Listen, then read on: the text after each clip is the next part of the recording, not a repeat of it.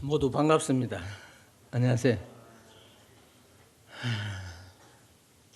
약 한 달 전에 제가 수요일 날 이곳에 와서 말씀을 전한 적이 있었습니다. 그때 예배당 안에는 한 분도 아니 계셨습니다. 모이지 못하는 그 시간이었기 때문에 평소 제가 이제 말씀을 전할 때마다 성도들의 얼굴을 보고 눈을 맞추고 사랑은 눈으로 말해야 하는 말도 있습니다만은 사랑을 나누었는데 아무도 없으니까 눈둘 곳이 없더라고요. 그래서 자꾸 시선이 이제 바깥으로 가더라고요.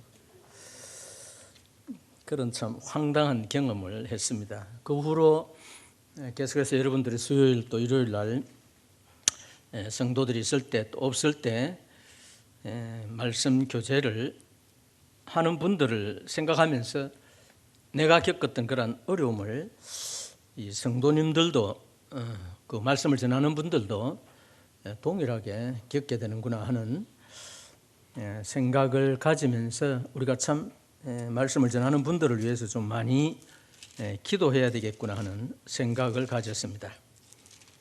제가 목회를 시작한 지가 약 한 55년 이상 됐는데 일반적으로 말하면 프로 중에 프로임에도 불구하고 그런 황당한 상황이 벌어지니까 상당히 어렵더라고요. 다른 말씀을 전하는 형님들은 어떨까 하는 그런 생각을 가지게 되었습니다. 12월 첫째 주와 둘째 주에 교회란 무엇인가 하는 주제로 가지고 말씀을 전했었고, 그 다음에 둘째 주는 새 사람이 되었다고 하는 것은 과연 새로운 피조물, 새 성품은 무엇인가 하는 것을 말씀을 드렸습니다. 그런데 신기하게도 우리들은 망각을 잘합니다. 이 시간 말씀을 듣고 저 문을 열고 나가기 전에 성도를 인사하고 1층까지 내려가면 절반을 잊어버립니다. 옛날에 식사할 때는 식사 다 하고 집에 갈 때는 오늘 무슨 설교를 들었지라고 생각을 하게 됩니다.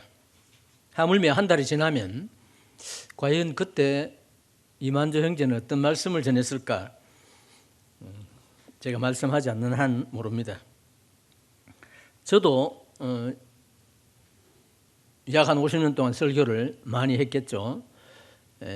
메모를 해놓지 않으면 과연 내가 어떤 설교를 했는지 저도 잘 모릅니다. 그래서 우리가 이 교회에 와서 말씀을 듣게 될 때에 때로는 전하는 분들에 의해서 중복되는 설교가 이어지기도 합니다. 항상 다른 설교를 우리가 할 수는 없습니다. 그런 그 어려움이 있는 것을 우리가 이해하시기를 바랍니다. 저는 말씀을 들을 때마다 앉아서 하나님은 오늘 내게 어떤 말씀을 주시려 하는가 하고 집중해서 설교하는 사람의 눈을 바라보면서 듣고 있습니다. 제 자세를 알고 있는 분들은 알고 있을 것입니다.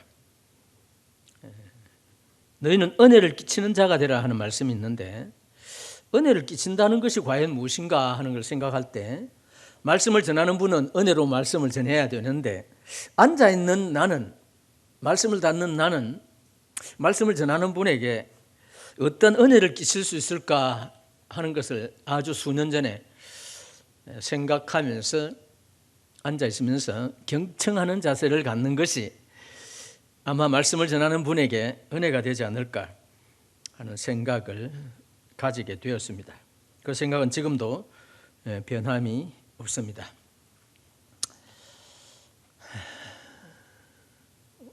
먼저 고린도후서 13장 5절에 있는 말씀을 읽어 드리겠습니다. 처음 제가 구원받았을 때에 가지고 있었던 성경은 개역 성경이고 요즘 우리가 사용하고 있는 것은 개역 개정 성경입니다.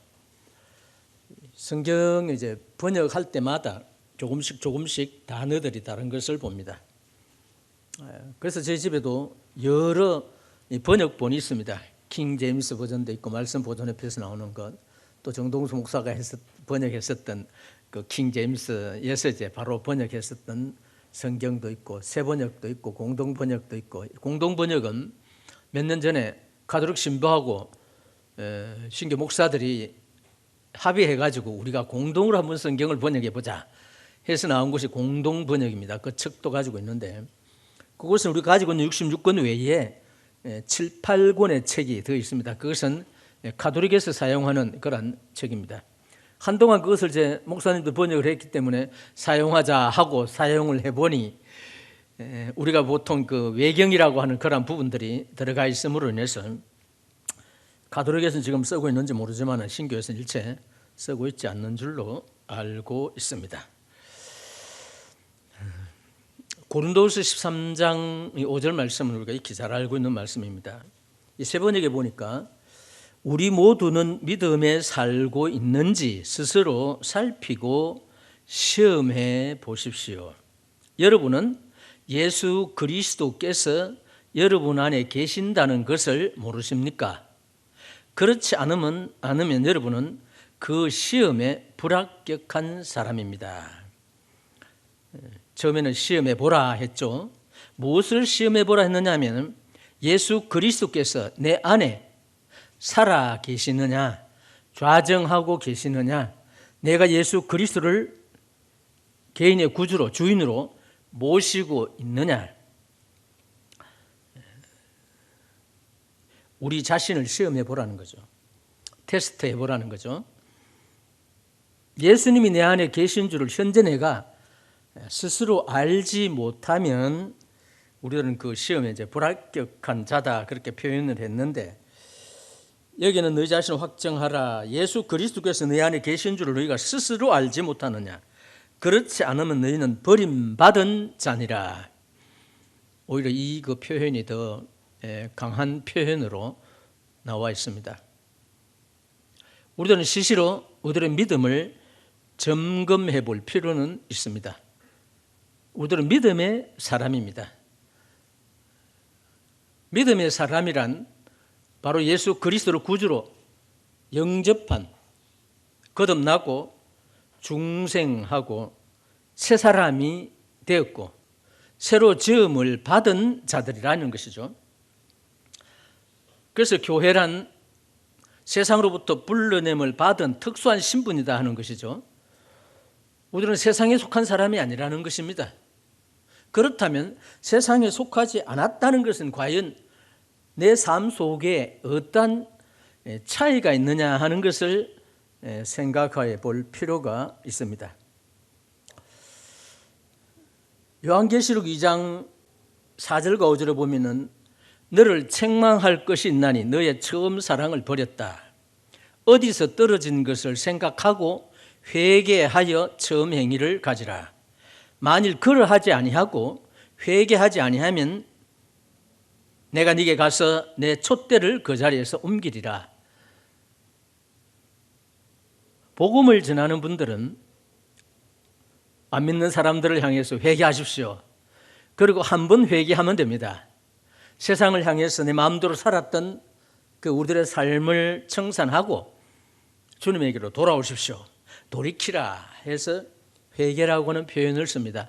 복음적인 측면에 보면 그 말씀은 맞는 말입니다. 그러나 성경은 복음적인 측면만 기록한 것이 아니고 믿음 안에 있는 우리들을 향해서도 하시는 말씀이 있습니다. 그 하시는 말씀 속에 회개하라, 특별히 요한계시록에는 회개하라고 하는 단어가 좀 나옵니다.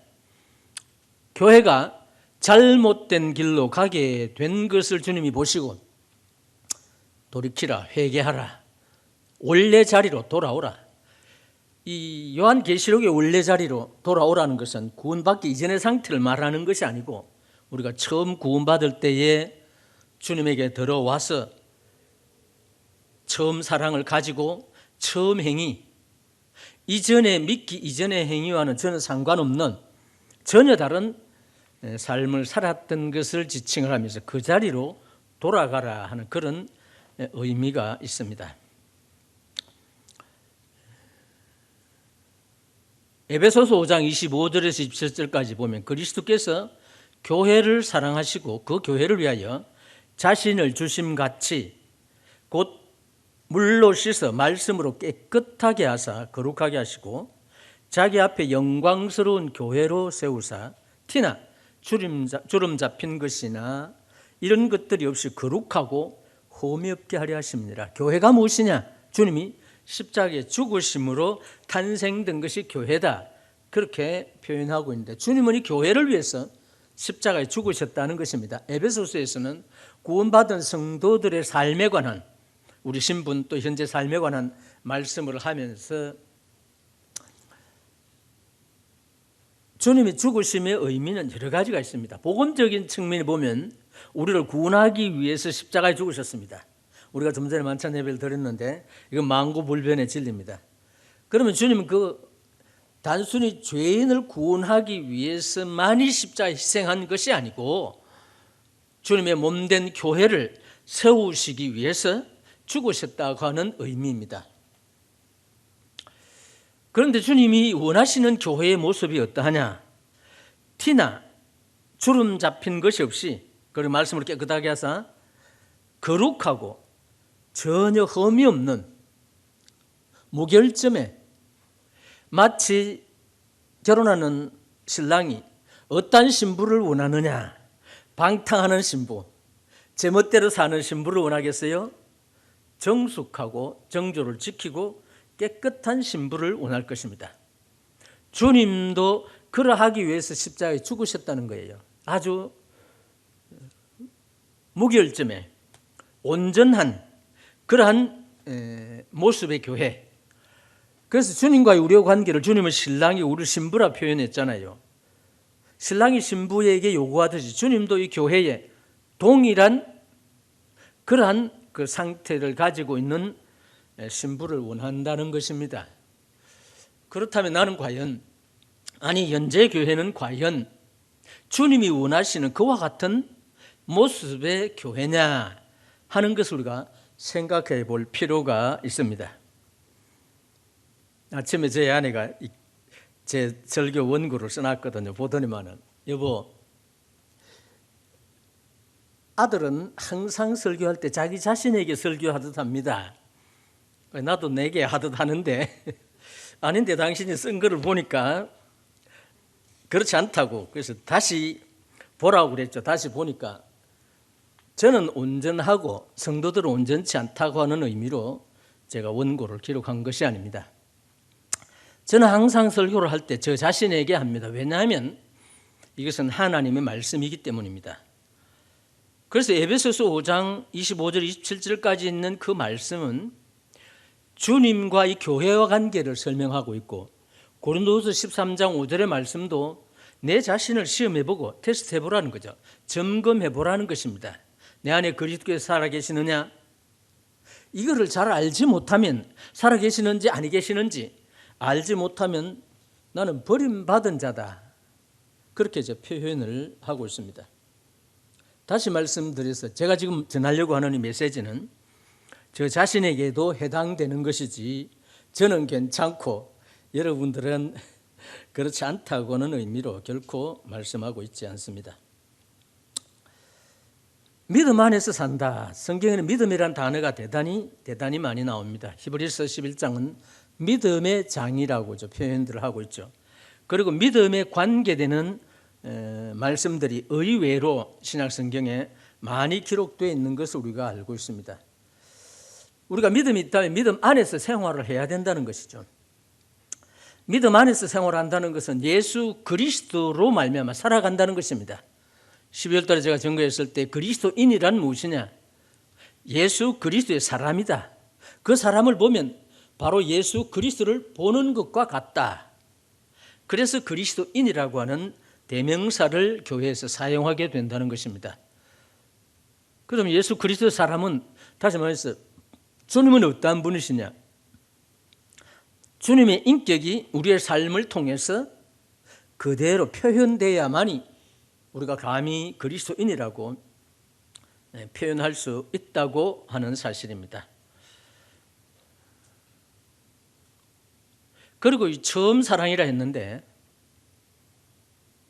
이 성경이 말하는 이 처음 사랑은 남녀간의 첫사랑을 의미하는 것이 아닙니다.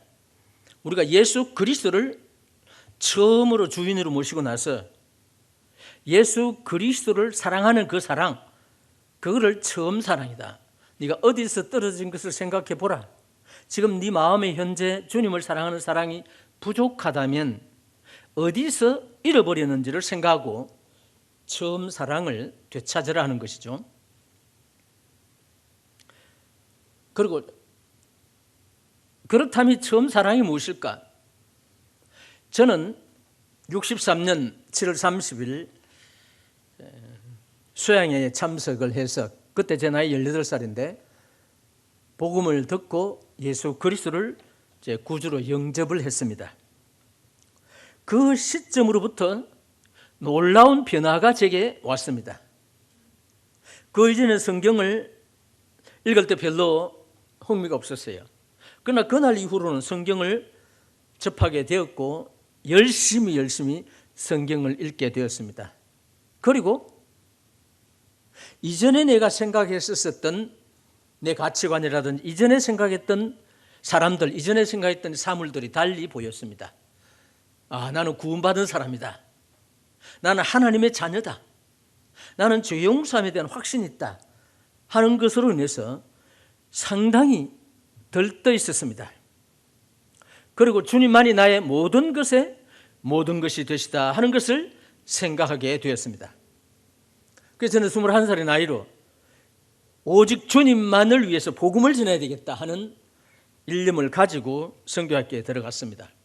10개월 훈련을 받고 22살 때 가방 2개만 들고 스포츠 머리를 하고 말만 듣던 전라남도 진도라고 하는 곳에 그때 저희 형님 댁이 용인 지역에 있었기 때문에 호남행 12열차, 밤열차 12시간을 타고 목포에 새벽에 도착을 했는데 진도에 가는 배가 없었어요. 지금 다리가 나아졌습니다만은 배는 오후 2시쯤 출발을 합니다. 그때까지 기다렸다가 2시간 반에서 3시간 배를 타고 또 비포장도로 버스를 2번 갈아타고 해서 목적지에 도착을 했습니다. 저는 구미 사람입니다. 그리고 저희 인척 중에 한 사람도 호남 사람이 없습니다. 그것도 호남 광주나 목포도 아닌 진도라고 하는 섬, 그곳에 이제 보통 젊은이들이 20대 그 청년들이 중학교 나온 애들, 고등학교 나온 애들도 없었어요. 갈 곳이 없어서 전부 67년도니까 섬에만 모여 있었습니다. 전기도 들어오지 않았습니다. 라디오도 없습니다. 집회를 하려면 남포불이라고 합니까? 좀 유리해가지고 석유 부어가지고 하는 그것으로 불을 밝혀서 모이고 있었습니다. 신기하게도 그때 제 22살이었는데 20살 밑으로 되는 많은 처녀 총각들이 10대라고 그래야 되겠죠? 몰려왔어요. 장소가 부족했어요. 저는 경상도 사투리, 진도는 오리지널 호남 사투리, 처음 들으면 무슨 말인지 못 알아듣습니다. 그럼에도 불구하고 모여들고 있었어요. 그때 제 마음속에 주님을 위해서 어떤 삶을 사는 것이 가장 합당한 삶일까 하는 걸 생각했었을 때 복음을 위해서 사는 것이 가장 합당한 것이구나 하는 그런 일념을 가졌습니다. 그때는 교회 천거도 없었습니다. 생활비를 재정적으로 지원해 주는 분들도 없었습니다. 제 나이 비슷한 그 전도자들이 전국에 계시는데 그분들 다 저와 같은 비슷한 경험을 하고 있었습니다. 그런데도 열심히 그 일을 할 수가 있었어요. 무엇이 그 일을 할 수 있느냐 하면 주님을 사랑하는 사랑이었습니다. 내가 주님을 위해서, 주님도 나를 위해서 목숨을 버리셨으니 나도 주님을 위해서 목숨을 버리리라. 그럼 주님을 위해서 목숨을 버리는 것이 무엇일까? 61년도에 부평교회가 처음 시작이 됐고 64년도에 서울 노량진이 시작이 되었고 63년도에 대구와 제 고향 지역에 이제 저들의 모임 교회가 세워지기 시작했습니다. 아주 희소하게 10손가락도 안 되는 67년도에도 전라남북도에 우리들 모임이 하나도 없었습니다. 이러한 때에 누군가가 복음을 전해야 되지 않겠느냐 하는 생각을 가지고 누가 저보고 전도자가 되라고 말씀한 분이 한 분도 없었어요. 주님을 사랑한다면 어떤 것이 주님을 사랑하는 것이냐 하는 것을 생각했었을 때 그런 결정을 내리게 된 것입니다. 저는 여기서 항상 생각할 때 이것이 처음 사랑이다. 첫사랑이다. 누구를 향한? 주님을 향한 처음 사랑. 우리가 처음 주님을 믿게 되었을 때 이러한 사랑이 우리 모두에게 있으리라 믿습니다. 중생하고 거듭나고 하나님의 자녀가 되면 필연적으로 그 안에 주님이 좌정해 계십니다. 성령이 계십니다. 그렇다면 성령은 우리로 하여금 우리 자신을 위해 살지 않고 주님만을 위해서 살 수 있도록 동기를 유발해 줍니다. 우리 한번 가만히 생각해 봅시다. 우리 각자는 과연 처음 믿었을 때 주님에 대해서 어떤 고백을 했느냐 이거죠. 그 이후로 제가 기도할 때마다 혼자 주님, 모든 사람이 이 교회를 떠난다고 할지라도 저는 주님을 섬기면서 이 교회를 떠나지 않겠습니다. 한동안 한 10년, 20년 기도하다가 이게 좀 교만한 기도로구나 기도를 바꿨습니다마는 다 떠난다 할지라도 다 주님을 배반한다 할지라도 주여 저는 주님을 따르겠습니다. 그런 고백을 가질 수가 있었어요. 이것이 주님을 향한 처음 사랑이 아니냐 하는 생각을 가지게 되었습니다. 그 다음 처음 행위를 가지라는 겁니다. 주님을 믿기 이전에 60년대, 70년대 많은 방탕했던 분들이 주님에게로 돌아왔습니다. 폭력배들도 돌아왔고 술주정뱅이도 돌아왔고 여러 유형의, 다시 말해서 이 세상에서도 손가락질 받는 분들이 주님에게로 돌아왔습니다. 그런데 그때마다 놀라운 사실은 그분들이 완전히 그들의 삶이 변화가 되었다는 겁니다. 그래서 60년대, 70년대 간증하는 분들이 이전엔 내가 착하지 않았고 악한 사람이었는데 지금은 착한 사람이 되었습니다 하는 그런 간증을 많이 들었어요. 사실은 착한 사람이 아닌데 그렇게 자기가 여기는 거예요. 이 말은 곧 그만큼 자기 삶을 통해서 이전의 삶을 청산하고 새로운 삶을 살아오고 있다고 하는 사실입니다. 이것이 바로 처음 행위입니다. 지금 우리는 구원받은 지 얼마 됐느냐?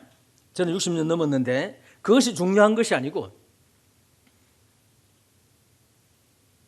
처음 행위를 지금 가지고 있느냐, 주님을 향한 처음 그 열정을 가지고 있느냐 하는 것이 대단히 중요하고 처음 첫사랑을 가지고 있느냐 하는 것이 중요합니다. 남녀 간의 사랑도 첫사랑을 대단히 귀하게 여기더라고요. 살아보면 별 것도 아닌데 그러나 우리가 주님을 사랑하는 이 사랑은 처음 사랑했던 그 사랑을 우리가 결코 버려서는 안 됩니다. 우리가 교회 안에서 이제 성도로 살아가게 될 때에, 연재 교인으로 살아가게 될 때에 우리들은 과연 어떻게 말과 행동이 달라야 하는 것인가 하는 것을 좀 생각해 보기를 원합니다. 베드로전서 4장 11절에 보면 누가 말을 하려면 하나님의 말씀을 하는 것 같이 하고 누가 봉사하려면 남을 도와주려면 하나님이 공급하시는 힘으로 하는 것 같이 하라 하는 말씀이 있습니다. 저는 이 말씀을 접하게 될 때 누가 말하려면 이거 설교할 때만 하나님의 말씀을 하는 것 같이 하느냐 했을 때 최근에 말씀을 준비하면서 자세히 보니까 꼭 그런 것만은 아니더라고요. 누가 말하려면 하나님의 말씀을 하는 것 같이 하라. 우리는 많은 사람과 대화를 나눕니다. 교제를 합니다. 그럼 우리가 어떻게 말을 해야 되느냐 이거죠. 하나님의 말씀을 하는 것 같이 무게 있게 신중하게, 그렇죠? 그렇게 하라는 거예요. 하나님이 우리에게 시건치 아니하셨듯이, 거짓말하지 아니하셨듯이 그렇게 하는 것이 필요합니다. 우리 성도를 만나서 교제하게 될 때에 이 점을 유념하시기를 바랍니다. 어떤 사람과 교제를 하든지 간에 하나님의 말씀을 하는 같이 우리가 말할 필요가 있습니다. 전도서에 보면 하나님 앞에 함부로 입을 열지 말라. 그렇죠? 잠언에서도 그런 말씀이 있어요. 잠언에서는 우리가 말을 얼마나 조심해야 되느냐는 부분을 상당히 많이 기록을 하고 있습니다.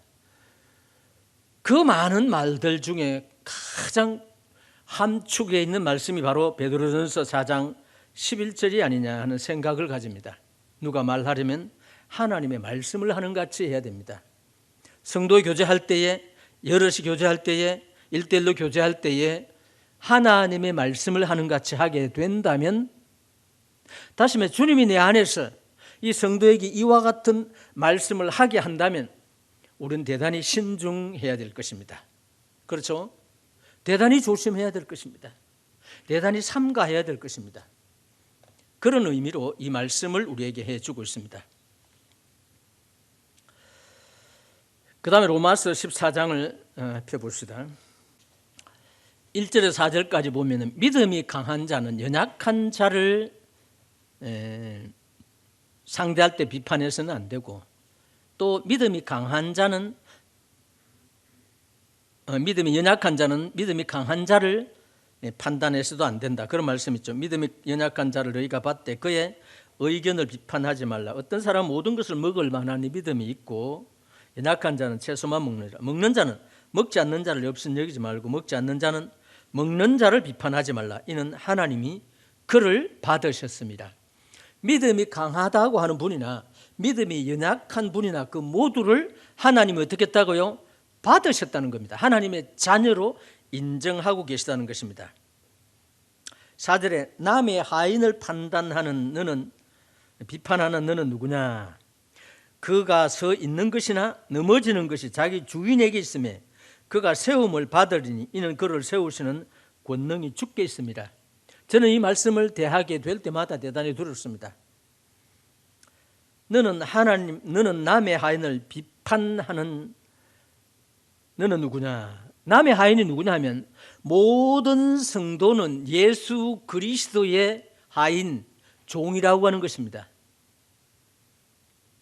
내 하인이 아니라는 거라요. 주님의 하인이다 이 말입니다. 비판하는 너는 누구냐? 그가 서 있는 것이나 넘어지는 것이 누구에게 달려있다고요?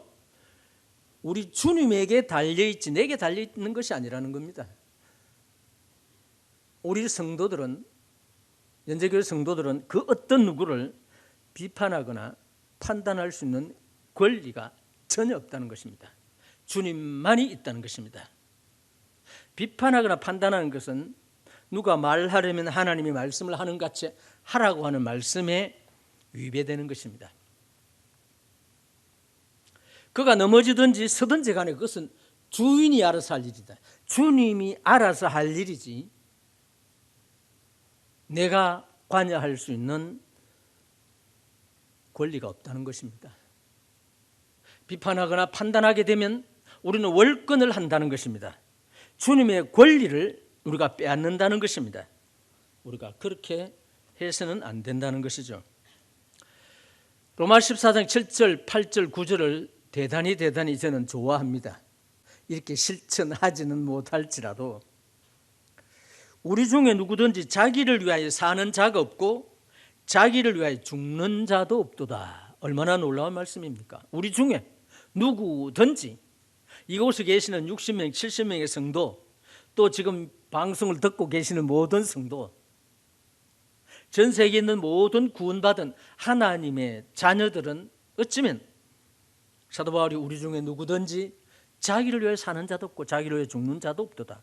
우리가 살아도 주를 위해 살고 죽어도 주를 위하여 죽나니 그러므로 사나 죽으나 우리가 주의 것이로다. 9절에 이를 위하여 사나 죽으나 주를 위해서 사는 것을 위하여 이 말이죠. 그리스도께서 죽었다가 다시 살아나셨으니 곧 죽은 자와 산 자의 주가 되려 하십니다. 이건 주님의 말씀입니다. 주님이 왜 죽으셨고 왜 부활하셨느냐 이거죠. 우리 모든 그리스도인들을 하여금 다시는 자기 자신을 위해서 사는 것을 허용하지 않는다는 것입니다. 누구를 위해 살아야 되겠어요? 주를 위해 살아야 되겠다는 거죠. 그런데 이 6절, 7절, 8절, 9절의 말씀은 이미 우리가 그렇게 살고 있다는 것을 전제로 하고 있습니다. 우리 중에 누구든지 자기를 위해 사는 자 없고 자기를 위해 죽는 자도 없도다. 우리가 사나 죽으나 우리가 주의 것이라는 거죠. 주를 위해 산다는 것입니다. 이를 위해서 주님이 죽었다가 다시 살아나셨다고 하는 말씀을 우리에게 해주고 계시는 것입니다.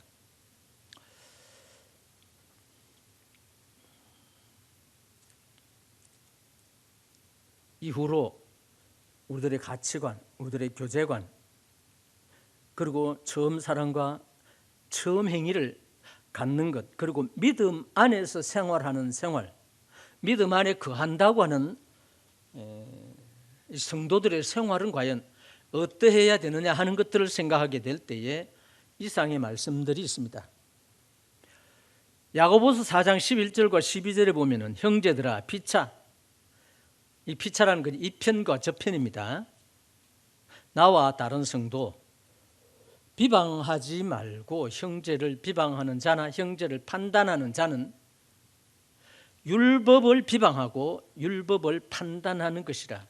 네가 만일 율법을 판단하면 율법의 준행자가 아니 우린 준행자지 재판자가 아니죠. 입법자와 재판장은 오직 하나이시니 곧 능히 구원하기도 하시며 멸하기도 하시느니라.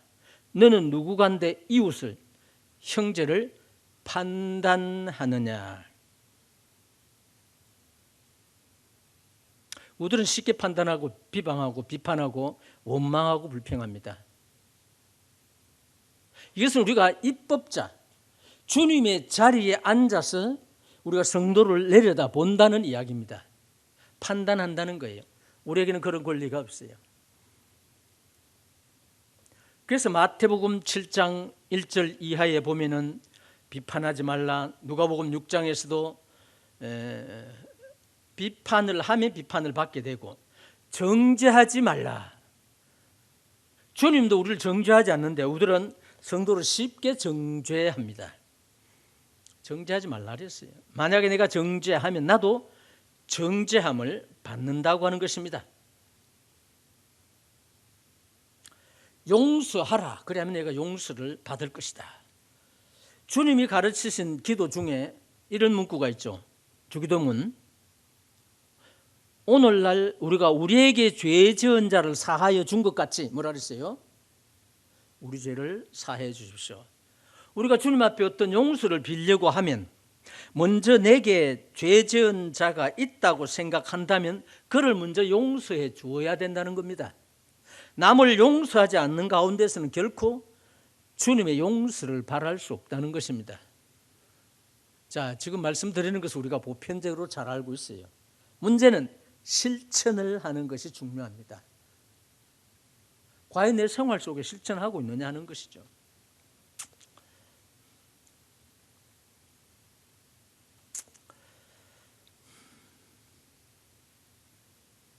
첫사랑이 무엇인가? 우리 주님은 그런 정의를 내렸어요. 사람이 최고의 사랑이 뭐냐? 사람이 누구를 위해서 죽으면 최고의 사랑을 했어요. 친구를 위하여 목숨을 버리면 이보다 더 큰 사랑이 없다. 그렇게 말씀하셨어요. 사람이 친구를 위하여 자기 목숨을 버린 자가 최고의 사랑이 있다는 거죠. 오늘 그 예배 때 누가 로마서 5장에 있는 말씀을 인용한 적이 있어요. 우리가 아직 죄인되어 있을 때에, 그렇죠? 그리스도께서 우리를 위하여 죽으심으로 하나님께서 우리에게 대한 자기의 사랑을 확정하셨다. 우리가 죄인으로 있을 때, 우리가 주님을 비방하고 판단하고 있을 그 시간에 주님은 우리를 위해 죽으셨어요. 죄인을 위해서 죽은 것, 원수를 위해서 죽은 것, 이것이 가장 큰 사랑이라고 표현을 해주고 있습니다. 요한일서 3장에는 대단히 경고의 말씀들이 많이 있죠. 3장 10절에 형제를 사랑하지 아니하는 자는 하나님께 속하지도 않았다래요. 우리는 스스로 하나님께 속했다면서, 우리는 스스로 내 안에 그리스도께서 살아계신다고 하면서도 형제를 만약에 사랑하지 않고 미워하는 자가 있다면 하나님께 속한 자가 아니라는 것입니다. 요한일서 3장 14절에 형제를 사랑하는 자는 생명이 있지만은 사랑하지 않는 자는 사망에 머물러 있다는 것입니다. 이게 대단히 엄중한 말씀입니다. 이건 제 말도 아닙니다. 3장 16절에는 주님이 우리를 위하여 목숨을 버리셨기에 우리가 사랑을 알고 우리도 형제를 위하여 뭐라고요? 목숨을 버리는 것이 당연하다. 이 형제라는 것은 내 마음에 들고 안 들고가 아닙니다. 구원받은 모든 성도들을 지칭하고 있습니다. 그래서 요한일서 4장 7절에는 사랑하는 자는 하나님께로 난 자고 사랑하지 아니하는 자는 하나님을 알지도 못하는 자다.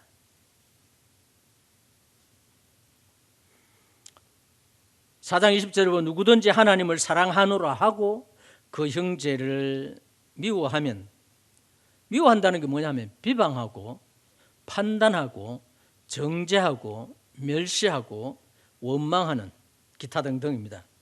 이는 거짓말하는 자요 보는 바 형제를 사랑하지 않는 자는 보지 못하는 바 하나님을 사랑할 수 없다.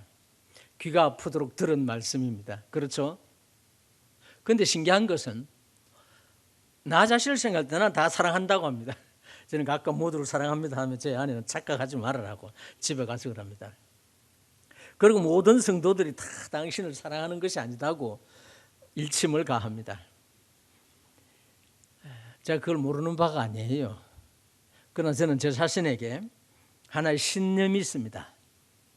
나는 항상 모두를 사랑한다. 그 다음에 성도 모두도 나를 동일하게 사랑한다 하는 그런 믿음을 가지고 있어요. 실제로 지금도 그래요. 물론 뒤에서 제 욕을 하든 말든 미워하고 불평하고 원망하든 말든 내기에 그 소리가 들어오든 들어오지 않든 저는 관여 안 합니다. 왜? 주님께서 그를 사랑하셨기 때문에 저도 사랑할 수밖에 없는 것입니다. 우리가 믿음 안에 있습니까? 시험해 보십시오. 예수 그리스도께서 우리 안에 계십니까?